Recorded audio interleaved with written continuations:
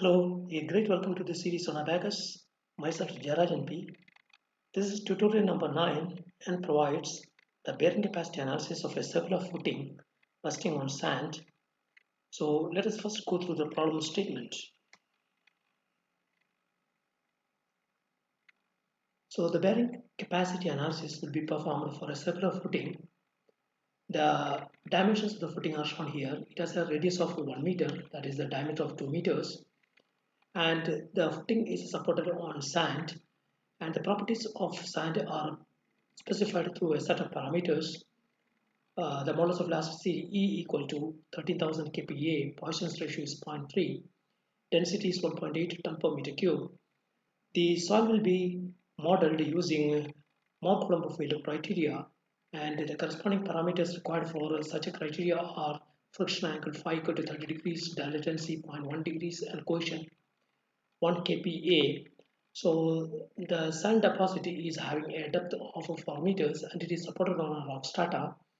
So in this tutorial we shall use the space as axisymmetry in order to model this problem. So which will considerably save our computation time and makes us to run multiple analysis.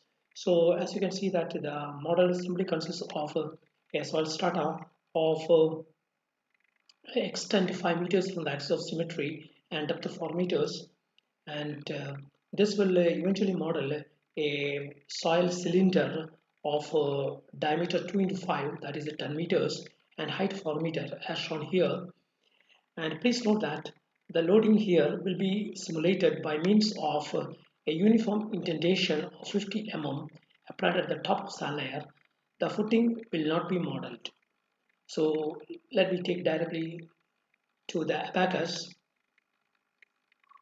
So let us start with the part module. So we shall select the part. Let us name it as a soil.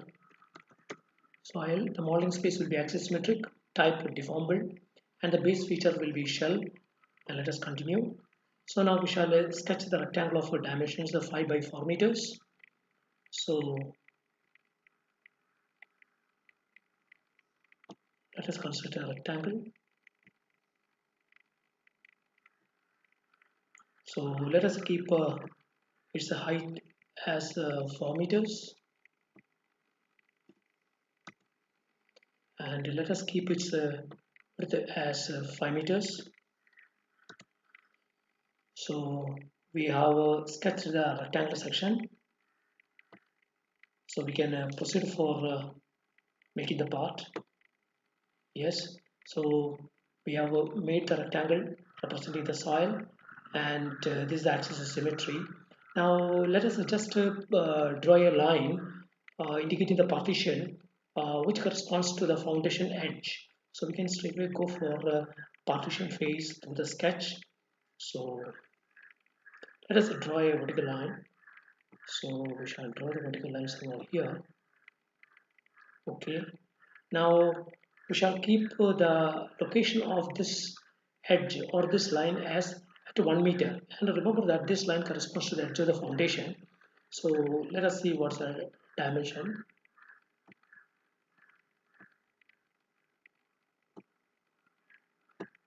Okay, let us keep it as 1 meters. Okay, so done. So as you can see that yes, we have split this rectangle into two parts, and this line corresponds to the foundation footing area where we need to apply the specified indentation. Okay, so now we can straightway proceed for the property module. So go to the property module. In the property module, define the new property. Let me call it as a soil. So in the general, apply the density. So I will apply a density of 1.8 ton per meter cube. Please remember that the mass density need to be applied because later we want to create an initial stress condition that corresponds to the self weight of the soil. So I have applied it as 1.8 ton per meter cube. Now go back to the mechanical. In the mechanical, go to the elasticity, elastic. So define the modulus of elasticity. The modulus of elasticity will be 13,000 kPa, and let me give a Poisson's ratio of 0.30. So we have defined the properties corresponding to the elasticity. Now in the elastic, go to the plasticity, and in the plasticity select the Moore Coulomb plasticity. So the Moore Coulomb plasticity will be used here to model the failure criteria for the soil. There is also one more means that widely used model, that is known as a Drucker-Prager model, and this will be taken up in the coming tutorials. So let us start with the Moore Coulomb plasticity model here. So here I will use, first of all, we need to define the plasticity, corresponding to which I will use a friction angle of 30 degrees and a dilation angle of, let us keep it as a 0.1, and then going to the cohesion, we'll use a cohesion of 1 kilonewton per meter square, and we'll use an absolute plastic strain at this level as 0. So this means that we have defined three parameters: one, density, then the elasticity, and the third one is the Moore Coulomb plasticity. So the definition of the property is complete. Okay, now let us create a section, and the section, let me call it as a section soil. Section soil, I will use solid homogeneous, continue. I will select the material as the soil. Okay, this is an axisymmetric problem. So now let me assign this section to my soil. So I will select the entire soil, done. Okay, so section soil, this is okay. So you can see that yes, so we have correctly assigned the property as well as the sections to the soil. Now in the property, I think we have completed. We can go straight to the assembly. So the assembly module is very simple because here we have got only one instance. So create an instance, and we'll select the part as a soil, and the instance type will be selected as a dependent. So you can say that this is okay. Okay, fine. So now we can go straight to the step, and the step, let us create a new analysis step. I'll call it as a step soil. It will be obviously placed after the initial. Default and analysis type will be chosen as a static general. So continue. And now we are going to perform a nonlinear analysis. So keep NL geom parameters on, and the automatic stabilization also we can keep it as a specified dissipated energy fraction as the stabilization procedure. And then coming to the incrementation, we can go for example, an initial one. Let us ask Abaqus to start with a point, let's say 0.02, with a maximum of, so let us say that is a 0.1. So this means that we have completed the definition of the step, which will be used as an analysis step using the static general. This is okay. So now we can straight away proceed for we don't have any kind of interaction here because we are not going to model any foundation elements here. The load will be directly applied on the top of the soil. So let us go to the load module, and the load module is very important here because here we need to properly apply all the boundary conditions as well as apply the uniform indentation correctly.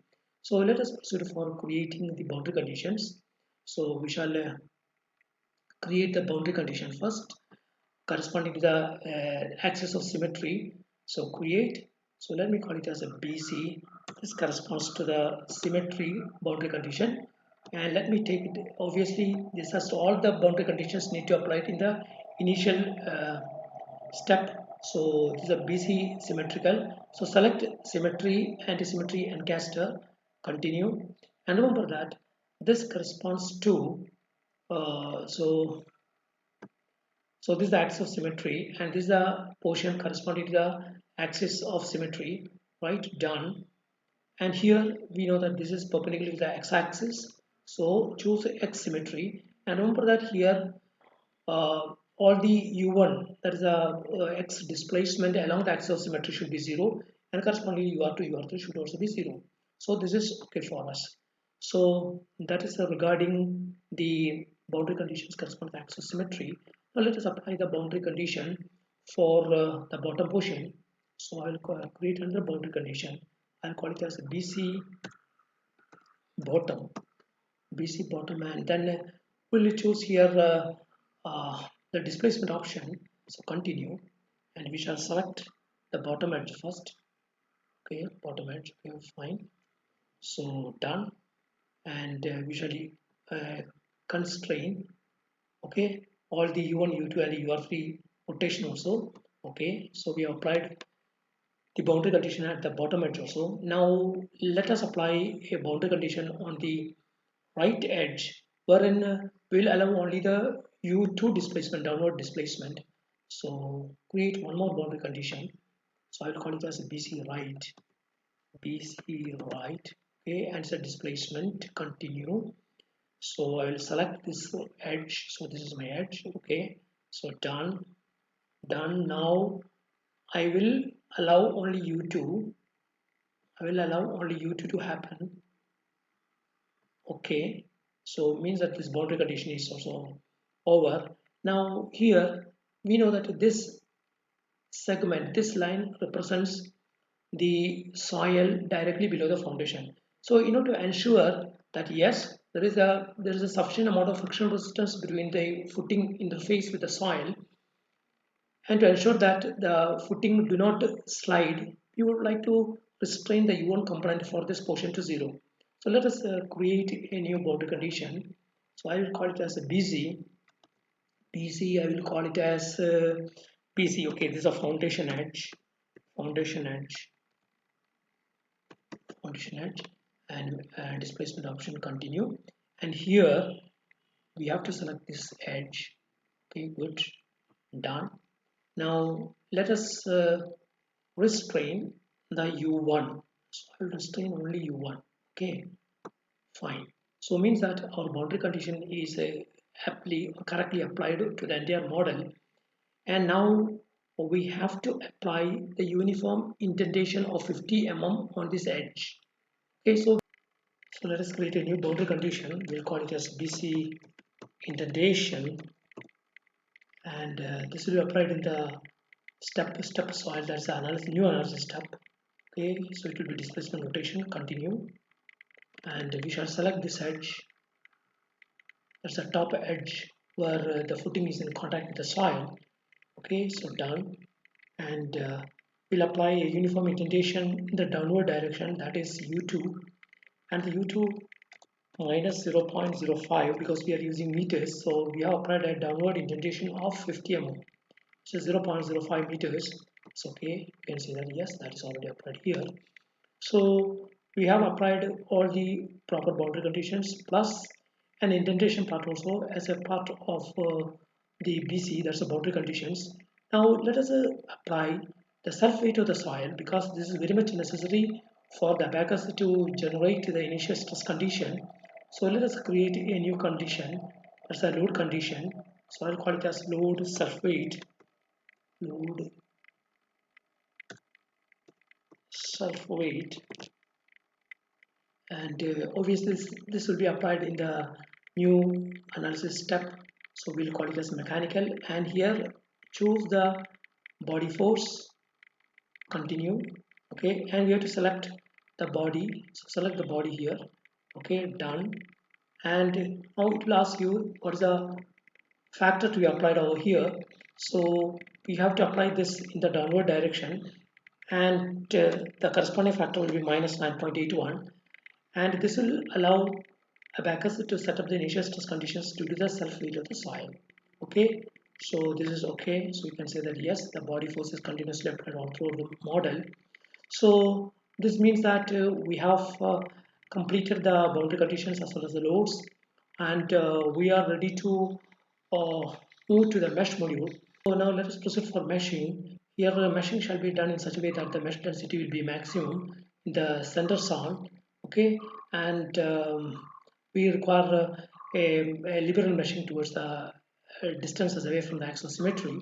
So let us proceed for the seeding. So first we shall select the central portion of the soil column. Okay, fine. So we can now done. Okay, we can say that we require no bias. We will place a total of say 50 numbers of the element. We will divide this local edge into 50 numbers. Apply. Yes, you can see that. the seeding is done locally on these two edges. Okay, now we shall apply a local seeding again on these two edges, but we shall use a biasing here.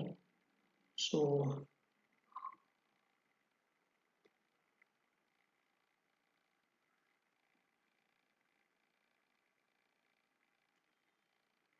done.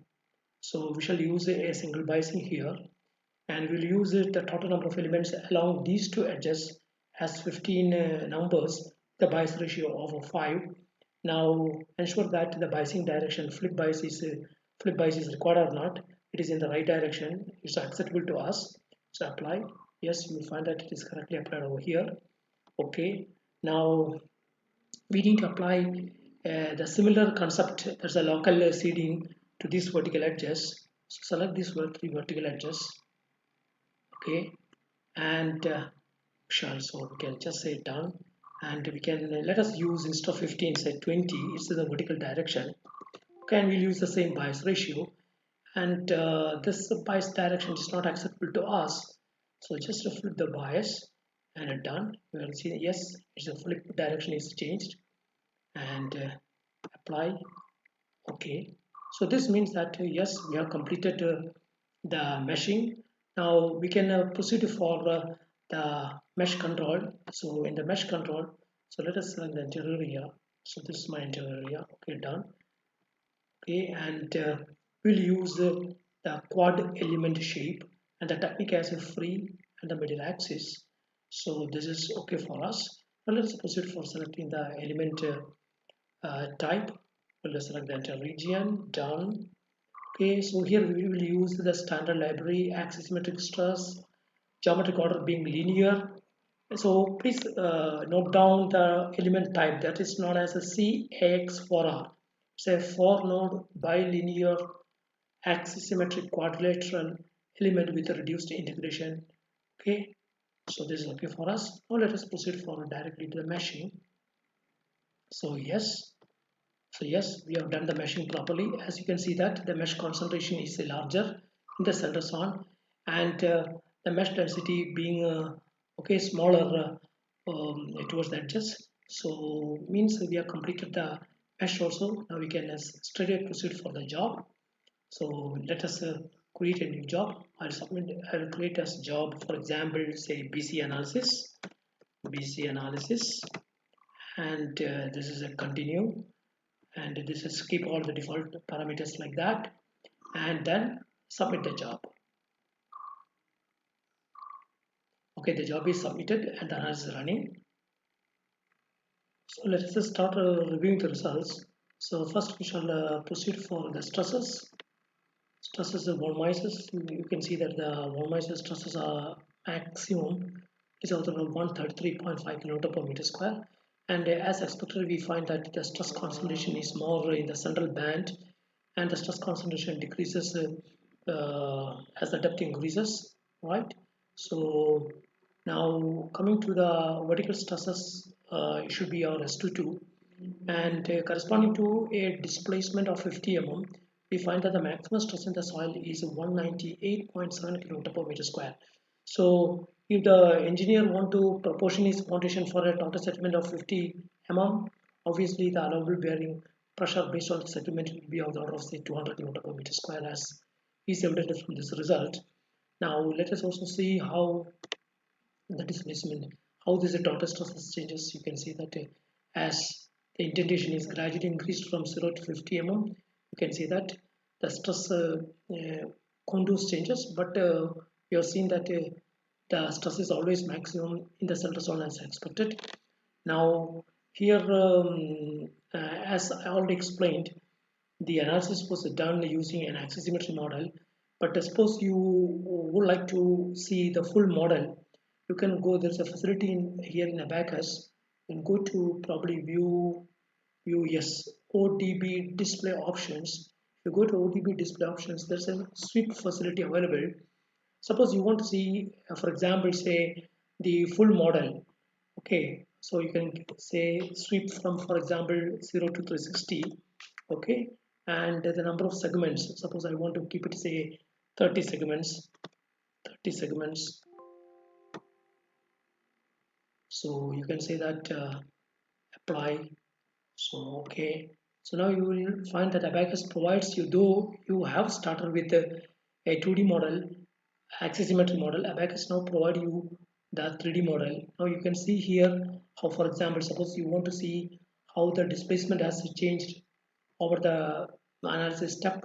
You can say, for example, we are interested in the U2. Okay, so you can go over here.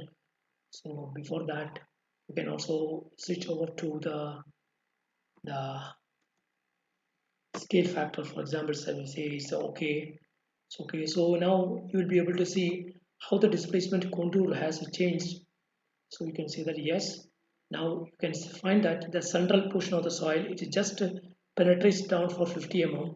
Look into the way in which it changes. You can say that yes, it moves down by 50 mm. Okay, right. Now suppose you would like to know through the section, okay, how the stress distribution takes place. So here, as you can see that the section is not available to us. So instead of going for 0 to 360 degree, suppose you want to find out the stress variation along the diametrical axis, you can go here again, ODB display options. Instead of let's say 360, you can go for 180. 180. Okay, so 180 apply. Okay, fine. Now you can see that yes, the stress distribution, you can see the stress distribution in the diametrical plane also. So here again you can do the same thing. You can see how the variation of the displacement takes place along this. So at the same time you can also see that how the displacement variation takes place in the diametrical section also. The same is applicable for, suppose you are interested in the vertical stress, you can go for the S, and in S you can select directly the S22.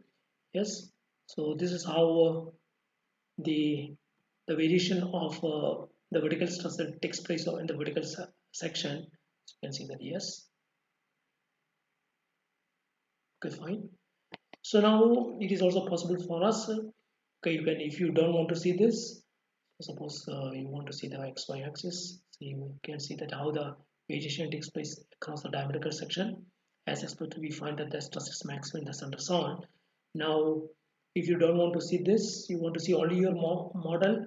Again, you can go back to DB display options. Just uncheck this. The sweep of elements, apply. Okay. So this is my element. This is my okay cross section.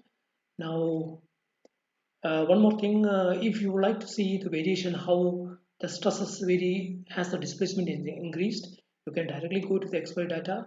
In the XY data, you can pick up, for example, the ODB field output and continue. And here you can just check the variables. Okay, variables here, go straight to the unique nodal. You can straight away check for the two variables. One variable, for example, is the stresses. You can select the stress component over here. Okay, out of the various stress components, suppose that you are interested in S22, you can just check it over here. And you would like to know how the stresses vary with respect to the displacement. You can out of the displacement you can choose the U2 as well. Okay, so then you can we would like to know how the vertical stress varies with respect to the displacement. Let us select the label also. So we would like to select it directly from the viewport. In edit selection, you can select this as center point. Center point. So you can just save it. Okay. So here you will find that yes, Abaqus has saved it in the XY data, and if you want to see the stress variation, you can just edit it and see it. Yes, this is how. So we find that at a time t equal to 0, okay, it is equal to 0, the stress is 0, and as you go down you can see that the stress gradually increases and it has reached a variable of say 187.056. Okay, this is how the stress has changed from 0 to 187, and you will also able to see how the displacement has changed. You can just go here, edit it, and here you can see that yes, the displacement has increased from 0 to minus 50 mm. Okay, and you can export all this data to Excel, and you can plot a variation of pressure versus the displacement. And if you take the displacement to large values, you will be able to also plot a curve that's a pressure versus the displacement corresponding to the ultimate bearing capacity.